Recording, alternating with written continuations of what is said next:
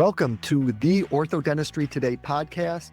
I'm your host, Dr. Dan Gurman, an orthodontist on a mission to help general dentists confidently bring orthodontics into any practice model, from solo offices to enterprise-level organizations. Orthodentistry is the future of comprehensive care where general dentistry and orthodontics collaborate. Get ready for expert insights, real-world strategies, and powerful innovations to drive excellence, predictability, and profitability in your practice. Let's dive right in. Our guest today is an exceptional woman.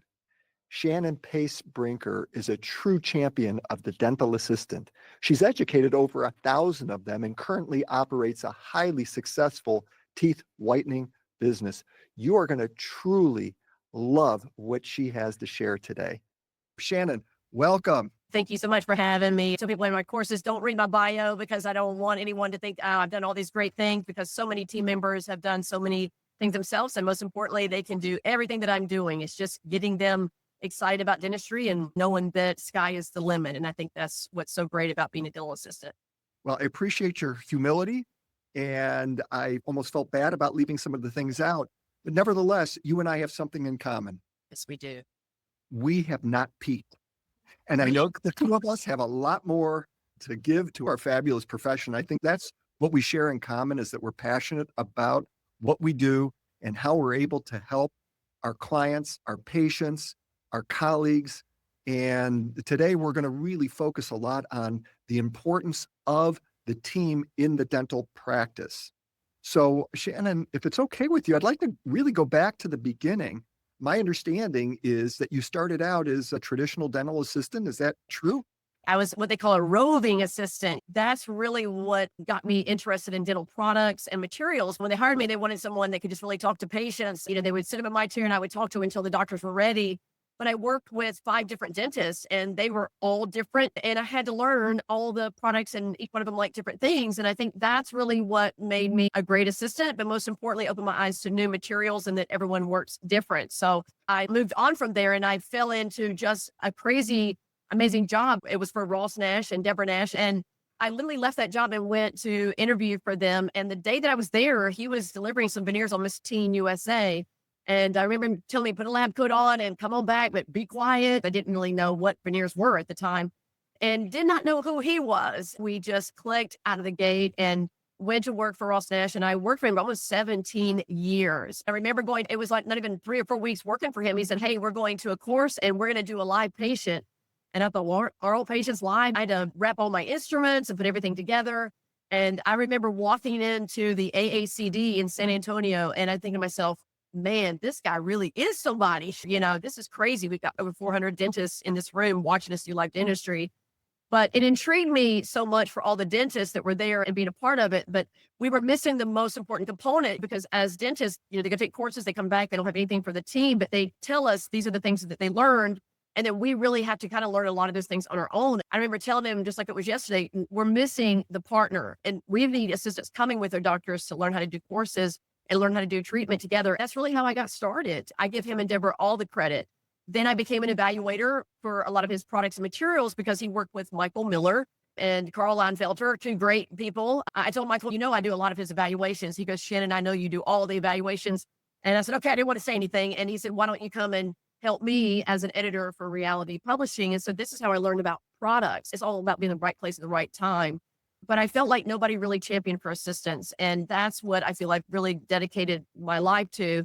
We had a lot of great dentists at our institute. And one of the dentists, Dr. John Cranham, he said, Shannon, why don't you move to Virginia? And I was like, they don't even have teeth in Virginia, right? And kind of joking with him. And he said, I really need somebody that can take my practice to the next level. And so I moved to Virginia to work for him. And I worked with John Cranham for about 12 years. So I have been so blessed to surround myself by really good people, and really and truly knew nothing about occlusion until it's your own mouth. Because I've lost a lot of teeth. I was in a really bad car wreck, and every tooth in my mouth is porcelain, and I've been restored multiple times, 7 to be exact.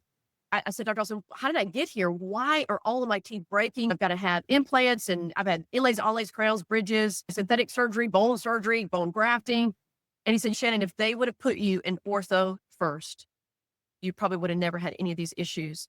And that stayed with me my whole life. What I learned from Dr. Cranham is always doing the least amount of dentistry that you can to give patients what they're looking for. But having ortho is the first step. And by doing ortho, we can really be minimal if the patient needs preparation. My goal in life is to give patients whiter teeth. That's what they want. But most importantly, putting teeth in the right position to minimize that preparation design. So we can do minimal preparation, maybe do ortho, do some whitening for you. And then when you do need those two restorations, that might be all you need. I think this is going back to the basics now of looking at where ortho is such a great place to start. But ortho and whitening go together. Whitening is a great entryway to getting into restorative. And so I feel like this is where we can really elevate the team to let them know that this is where our sweet spot can come in, and we can really get those patients to do ortho and whitening first and then move into restorative if they need it. Shannon, fascinating, absolutely fascinating. I'm going to try and remember some of the comments that I was processing as you go.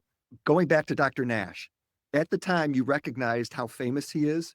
Little did anybody know that you were going to be the most famous person in the room. So congratulations on that. It's all for good reasons.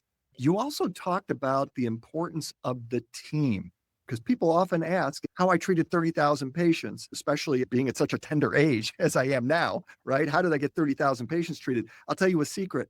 It wasn't me.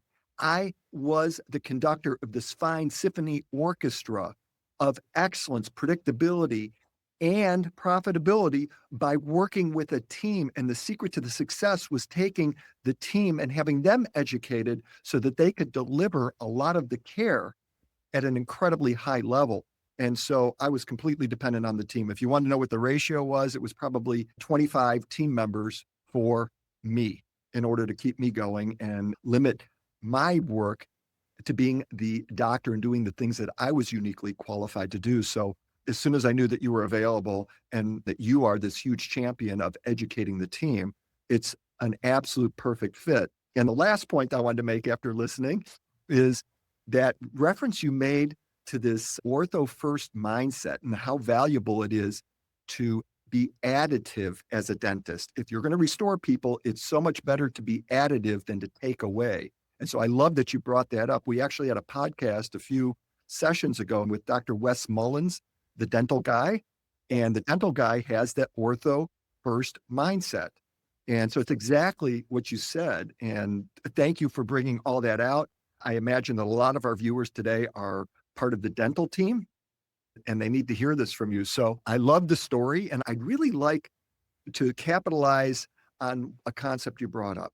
You said that these dental product companies and others liked you and wanted to engage with you because you knew how to talk. And I believe, as you'll hear later in the podcast, that your success is that you know how to listen and that you're extremely good at listening. So that's kind of my segue into what inspired this uncanny ability for you to pick up on what matters to patients, because you are par excellence when it comes to educating patients about different services that are in their best interest. Can you talk to us about how you develop that skill and what it looks like? Absolutely. I think what team members don't understand, and also dentists too, is that patients trust us. They'll ask me, should I do this? And every team member knows that when a dentist is sitting beside them, they leave the room after they've told what the treatment plan is. The patient looks to every team member because patients trust us. Our name is not on the door, so they don't feel like we're selling them anything. We have nothing to lose by telling them the truth. I want team members to be good communicators with patients. They don't have to remember a script or be a robot. They just got to be themselves. And most importantly, feel comfortable with the patient. And that will come with time. Listen, I'm a big introvert, but if you give me ideas of what to say and how to say it, I can memorize those things and I can really morph that conversation into something that I feel comfortable with. But we got to inspire these team members, because without the team, we won't get these yeses to treatment plans. I think team members are just scared to do that because they're not sure the dentist will allow them to do that.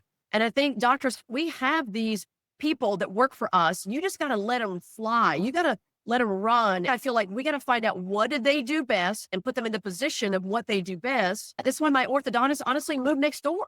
He didn't have a place over here. I said, listen, you got 5 locations, but you have nothing in Virginia Beach, and I need you here.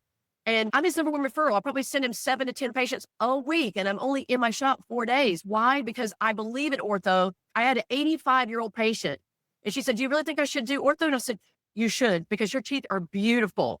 And she was going to literally have her dentist take the canine and cut the point off because of where it was positioned. And I said, are you crazy? This is the most important tooth in your mouth.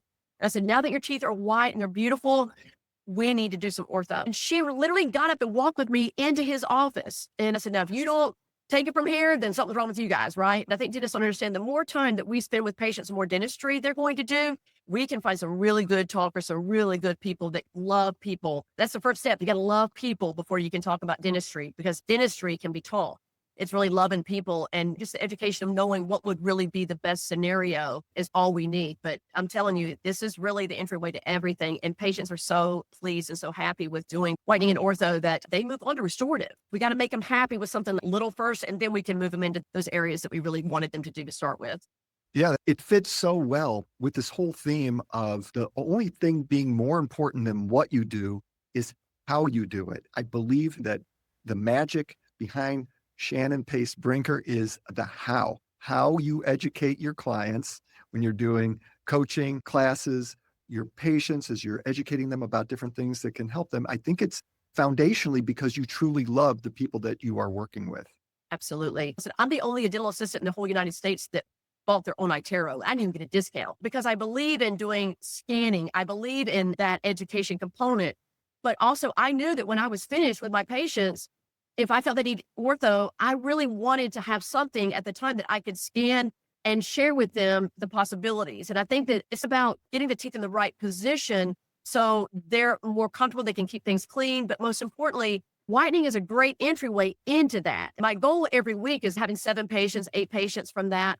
But they trust me after I've done the whitening. They're like, Shannon, what would you do? And I'm like, listen, when we're done, I think the problem is we don't celebrate enough with the whitening. I just was at an alternate summit, and one of the things they were asking me about was teeth whitening and orthodontics, and where should we go with this, and what should we do? How can we do more from whitening to restorative? And I said, listen, there's so many companies out there. I said, it's not about that brand.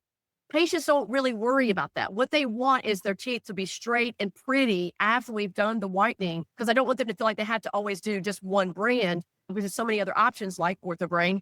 And I said, what we want to do is just have them to understand that if we can get the teeth in the right position, if they need restorative, we can be so much more conservative. I think that this is where the team really has to help, because you as a doctor cannot do it all by yourself. And again, they trust us probably just as much or more as they trust the dentist. So why not? We just need to really educate them on what to say, and then they can do it. Fantastic. So Shannon, I'm wondering, do you ever have occasion where patients are surprised when you show them opportunities that they weren't aware of when they came into the office? And tell us a little bit how you manage that. In other words, I can tell from your facial expression that must happen. You explain something, you show them something, they see it on the scan, they go, wow, I've been going to my dentist for all these years. They've never said anything. How do you work with that? That's the hardest part. I'm going to tell you, that's the toughest part for me. But I know that at the end of the day, they trust me. Some of these people don't even have a dentist that's never brought up ortho, just like Miss Beasley, never brought up ortho to her. And I'm like, oh my gosh, you see someone every 6 months. Why would you even fathom the fact of cutting a tip off of a tooth?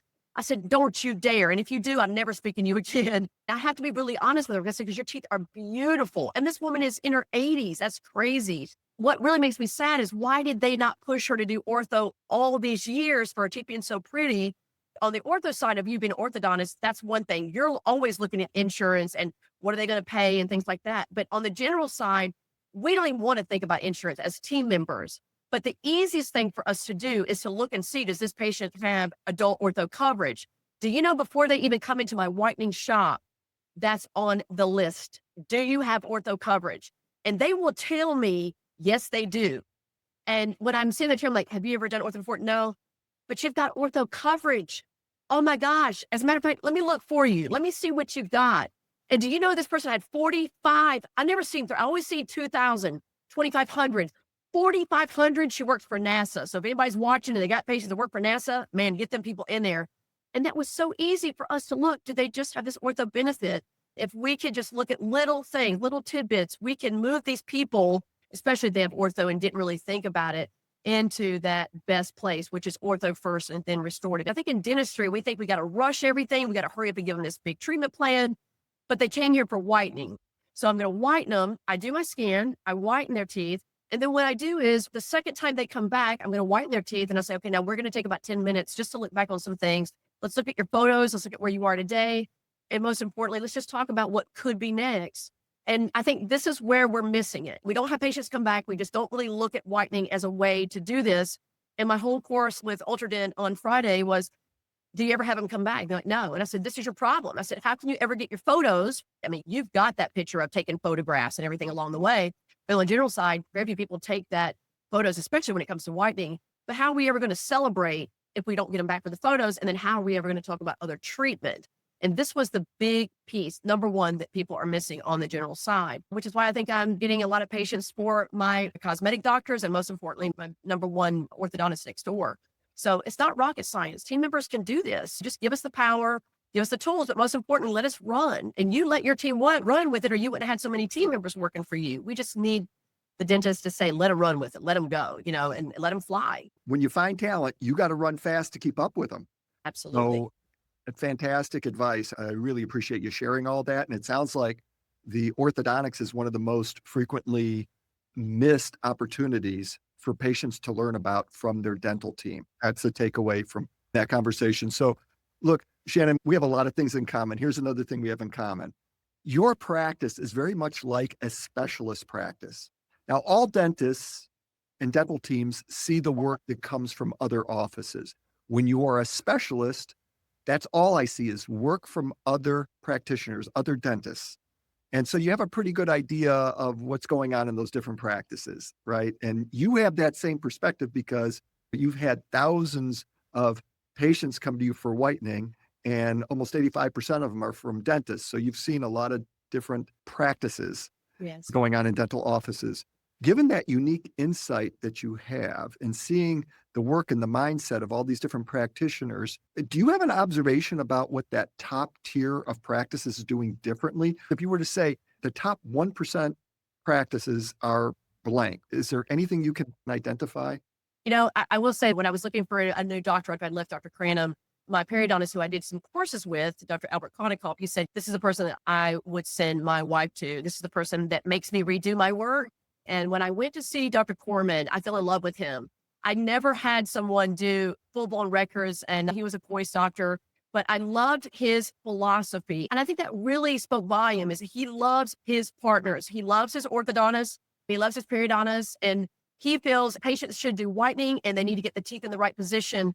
And I think sometimes in dentistry, doctors, they know that if someone's in ortho, it's going to take a long period of time. I think for doctors, if they really understood that we can take our time. We don't have to rush talking with patients, giving them the opportunity, giving them the options. Even just a patient yesterday, he felt like he really wanted to do some ortho and wanted to do some whitening, but they went ahead and hurry up and prepped his teeth and put him in provisionals. And what I would have wished that they would have done is they would have looked at the whitening first, because before you start choosing porcelain colors, you want to get those teeth as white as you can. But what makes me sad is if the teeth were in the right position on the bottom first, they probably wouldn't have been full-blown crowns. They could have maybe been veneers. And I see this a lot. And I understand it is a business. I know that doctors really got to move and they feel like this is the best thing. But a lot of doctors have beautiful teeth and they don't really know what it's like to have a tooth prepped over and over and over and over like I have. I feel like if they could get the teeth in the right position, again, going back to what Pete Dawson said, we don't have to cut a tooth down to a crown. We could still do the restorative, but maybe do a veneer or maybe do bonding. And I just don't see enough of that. I see these real aggressive preps based upon the crowning on the lower. And listen, if the patient is going to pay for these preparations, they will pay for the ortho. And that's the right thing to do. I think this is where, again, some doctors just want to hurry up and rush. But Dr. Corman, he said, Shannon, I would rather sacrifice time than a sacrifice tooth structure. And between him and Dr. Cranham, they had that same philosophy. And that's really what I've tried to push patients to understand is, listen, get these teeth in the right position and you'll have those restorations for a lifetime. Don't be like me and have these restorations and they break on you because your bite wasn't right. For me, being in this spot, having my teeth prepped multiple times, it has been something that I just feel we're not doing enough of to get our patients to understand that. These are not going to last forever. They're going to have to be redone. And especially for bruxers and clinchers, they're going to be done a lot more if we don't get those teeth in the right position. So I think it's the training, and you're doing that, right? You're really trying to train these younger doctors. We got to train them in school, young, get them to understand that philosophy, and more dentistry will come because ethically they did the right thing. And I think that's really what we need for more people to understand. Bingo. Love that. That was the punchline. That was great. So you might be a little uncomfortable with this, and so apologies. Share some opportunities that ought to be put in place in dentist offices. All right. Opportunity means that you're working with one of your patients you're doing your whitening and they say, at my dentist office, here's what they did, and I didn't like that. What kind of things are happening in our colleagues' offices that they should stop doing that are turning people off? They're hurting trust, they're hurting growth. Can you identify some of those things? Absolutely. I think first step is right now we know that the whole United States is changing with what duties some states assistants are allowed to do. Now, I have not gotten on that because I try to stay away from anything political, but I know that in certain states, assistants right now are able to do a lot of things that we couldn't do before. And it's really making hygienists mad at doctors and hygienists are mad at assistants, but we didn't sign up for this. We're just trying to help in certain rural areas where we need more team members. But where we're making a lot of mistakes is we're still not getting back to conversations with patients and spending a little bit more time. We overwhelm patients with so much information that they don't even understand. And people will get mad because patients don't accept their treatment plan. But part of it is we didn't scan them. We didn't show them visuals. A lot of people will say no to treatment plans because they really didn't understand why they needed it. It wasn't about money. What I try to teach the last couple of years is take photos, do a digital scan. That's a video. Give it to the patient. Make sure you're not trying to do too much at one time. There's a lot of statistics out there, starting with whitening, if that's what they want. Those patients that always gave you the Heisman, you get their teeth whiter, and now they start looking at things like they never did before. Whitening releases endorphins, and this is a new study. So this is where I think as doctors, just slow down a little bit, give them a little bit at a time, and breaking down the treatment plan a little bit too. Maybe they can only do a few teeth this year, and they'll do a few teeth next year. But most importantly, we're not scanning enough. We're not taking enough photographs. I can't believe people don't still take photographs to this day. And then working with our partners and really making sure that whatever treatment plan we give them, that we don't overwhelm them. That's so sad to overwhelm someone when all we had to do was take photographs, maybe take a few videos, and then having them come back a few days later and really just showing them what we see. Dr. Corman, I love what he does. When he gives a treatment plan, he doesn't put money on it. He only puts money on the first two phases because he doesn't want them focused on what's the end result, because it could be 7 months, 8 months. It could be next year before we start that treatment. And I thought that was really smart. And he said, Shannon, I don't want money put on that. I want them to know that ortho is going to be the first step, whitening with you, and then ortho. Let's get through that first, and then we'll move on to this other piece. But he really gives an amazing treatment plan that showcases video. It showcases the photograph, it showcases digital scanning, and showing them the simulation of where their teeth could be. Honestly, I never had a patient demand that we should hurry it up. I think it's all in how we say it. If I'm a visual learner, I need to see a video. If I need something on photographs, and we put all these things in a big folder instead of having patients really leave with pictures and leaving with things in their hand that, first of all, they can't crinkle, they can't hide away, has been big for me. Doctors, we're the best reflection of you. And sometimes we might need more team members to really run with this. A lot of times team members do like working by themselves. And I think this is something that we need to look at more. And right now in this day and age is having more team members, having more conversation components, not just hygienists and doctors, assistants as well. Yeah, that's fantastic. If I were to try and summarize that, tell me if this is fair. If you want to implement the most effective tactics for improving patient understanding, patient acceptance of what's going to benefit them, you want to scan, you want photos, and you want to listen as part of your communication so that you understand how much these problems matter to the patient and the pace that they want to go at pursuing it. So take your time, have great records, and make sure that the communication is excellent. Would those be the three top pieces? Absolutely. That's what I distilled out of that message. Look, any practice can do that. You need the right people. You have to have the right team in order to be able to have those communications. That really leads into more about what you do. And I know you don't like to talk about yourself, but I'm putting you on a virtual headlock here. I want you to tell us about the educational programs that you offered and that you provided and why they've been so successful and won all these awards and accolades. Thank you. I do so many courses already. I've been on the road 14 weeks in a row, but there's not a lot of assistants out there teaching courses. I'm in it. And so for me, I feel like we're still not getting to the masses. Already this year, we taught close to 9,000 assistants. That's a lot, but there's a lot of assistants that we can't get to. And so one of the things that we have done is we just relaunched, and we'll actually have a full launch actually the end of next week. So this is perfect timing. A website where not only can we do virtual training, we can do online training that's already there. It's all virtual based, so they can actually go on and look at whatever they might need in their practice or maybe where they are in their office. But most importantly, one of the biggest things that we've changed is our CE in a box. So we went out and tried to create this during COVID. But at the time, people were just PowerPointed by death. They didn't want to hear another webinar, another video. But this has really worked. And right now we've done probably about 45 offices where we are sending models. We'll send all the equipment. We send everything to them. And so this way they can either do it at lunchtime. We've done actually some Friday afternoons. We did a provisional one for 3 hours. But we're trying to provide CE that's in that box where the team can learn. The doctor doesn't have to put them on a plane and go somewhere. We've done radiology. We've done provisionals. We've done direct composite placement. And then we've done a lot on ortho. Attachment placement has probably been the number one. And that's grown like crazy. But what we feel is this is really the sweet spot for us. And now we can actually put our teams and our trainers into the right areas where they excel. This way they can do some of these lunch and learns, saving doctors money, but most importantly, whether it be at lunch or do something virtually live, but they've got that education box with models and handpieces and burrs and composites, whatever they would need to really do it. And then when they're finished, we just put everything back in a box and they ship it back to me. We've done this close to 50 times and it has been foolproof and we love that. So I think that this will be the future for us. We built a whitening shop so we could do training here live. Dr. Prize next door. So we've got ortho next door. And I think that this is something that long-term we want to do more of, but we need as many education components as we can get in this day and age with the way things are changing. So we're excited to launch that. And again, having a new official website next week is really going to be a great thing for us too. Fantastic. I'm going to look forward to a virtual ribbon cutting. Yes. As you do that release. And I don't know how you became Shannon. I heard your story. I understand your story. You're with some really talented practices, and I'm sure you learned a lot from them. They learned from you.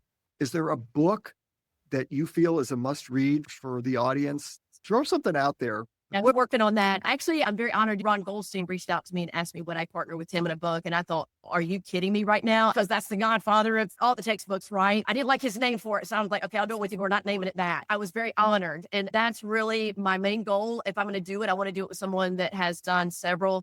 And most importantly, it won't be about me. I want it to be about a lot of dental assistants and some of the people that are doing things so much better. I'm no dummy. I learned this from David Rodriguez. Surround yourself by really good people that you want to be like. And he's right. Having great assistants out there that do things better than I do, highlighting them, but most importantly, having something that we can look at and inspire each other every day. I think this is something that, again, all of us get beat up all day long, but at the end of the day, we do have that common denominator, and that's really caring about our patients. So I'm hoping that Dr. Goldstein will do this with me. He offered, and maybe this time next year, we'll have something ready to go. There's nobody better. So I'm definitely going to run with that one. Yeah, that's brilliant. And way to weave in the advice from David Rodriguez. So if you had a piece of advice to give to dental teams, particularly the young folks who are getting started, what advice would you give them? I will say that right now, you can't rely on the dentist to pay for your education. And I mean that 100%. Listen, when I went to lecture at Spear, they made me pay for the courses and take the courses on occlusion. So I'd already taken all Vidalsa's courses and worked with John Crandom, but they said, Shannon, you need to know our philosophy and take some courses. And I was a little angry at the time because I was like, man, this is a lot of money. I'm paying this like as a doctor, but I am so glad I did. And now I'm taking a rubber dam course with Joey Pop. I'm trying to better myself. And for me, it's like, if you have to pay for your own education, do it, because nobody's going to invest more than you. And a lot of times I find team members just want to just sit there. They just want to come in. It's just a job. But then they want to say, shit, I wish I could speak. I wish I could lecture. I wish I could do that.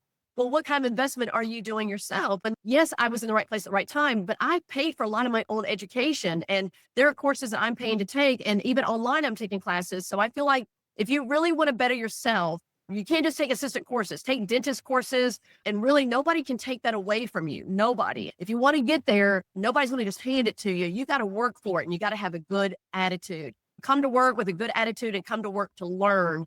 I think that's something that we are not doing enough of. And to me, that's an easy philosophy, is invest in yourself. Don't wait on anyone else to do it. And whatever you love, you can do it. Just find what you want to do and what you feel like is your sweet spot and run with that.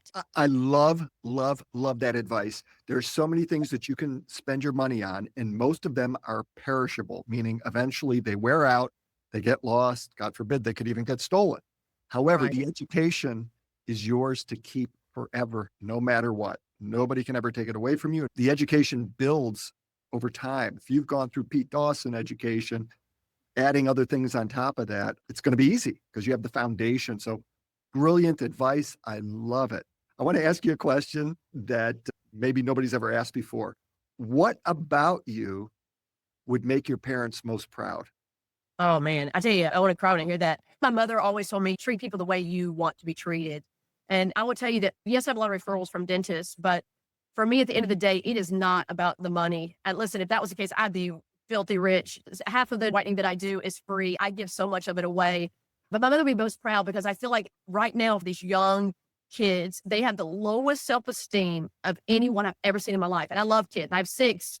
I feel like right now we have such a huge influence with kids. I have one patient that is now in dental school. She's actually met Dennis Fastbinder. She was supposed to be a vet and she actually changed her major, and her dad was really mad at me because of it. But her story was so amazing. And I think that this is where my mom would be really, really proud of me, because the people that become the best dentists, become the best hygienists, best assistants are the ones that have a great story. And treating these young kids with inspiration, and most importantly, showing them how great dentistry is, and just giving them the time. I think that's what she would probably be the happiest with, and she is already. But I've dedicated now my career to really changing smiles and really helping people to feel good about themselves. So Fantastic. I'm sure they're very proud of you. And I know there's a lot more to come. So for our audience who wants to learn more about you, where do they go? How do they find out more about Shannon Pace Brinker? super easy. Our website is Chairside Assisting. It's all one word, chairsideassisting.com, or you can Google Shannon Pace Brinker. We'd love for you to be a part of our community. A lot of our courses will be subscription based. So this way they can just pay one fee. We found that was easier for dentists. Again, at the end of the day, team members do change over, and we felt that subscription based would be really good. And that way they can go in and pick whatever they want. And again, would love to help anyone out there that wants to do more. And hopefully we can have a great influence together. And that's what this was about.